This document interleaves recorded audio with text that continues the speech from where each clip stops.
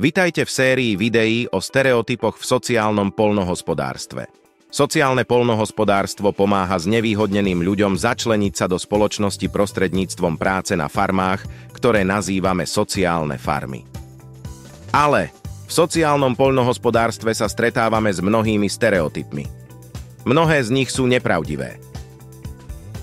Postavme sa im a vyvráťme ich v našej sérii videí. Mnohí ľudia si myslia, že cena lokálne vypestovaných potravín na malej alebo stredne veľkej farme musí byť podobná cene potravín z konvenčného poľnohospodárstva alebo priemernej cene na trhu.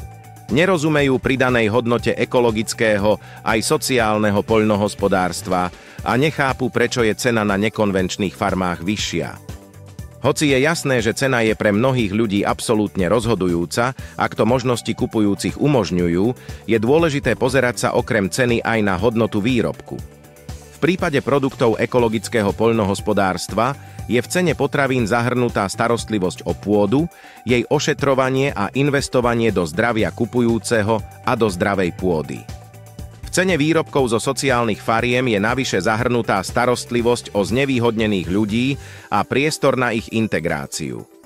Títo ľudia nemajú výkonnosť porovnateľnú s pracovníkmi bežnej spoločnosti, preto farma plní nielen výrobnú, ale aj integračnú a terapeutickú úlohu.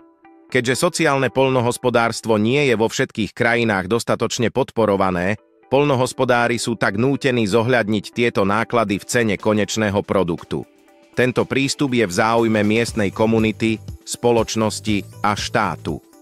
Keďže väčšina sociálnych fariem nemôže žiť len z predaja výrobkov, súčasťou ich stratégie sú často aj agroturistické aktivity, ako napríklad ubytovanie na farme alebo jazda na koni. Máte nejaké ďalšie nápady na zvýšenie rozmanitosti príjmov fariem?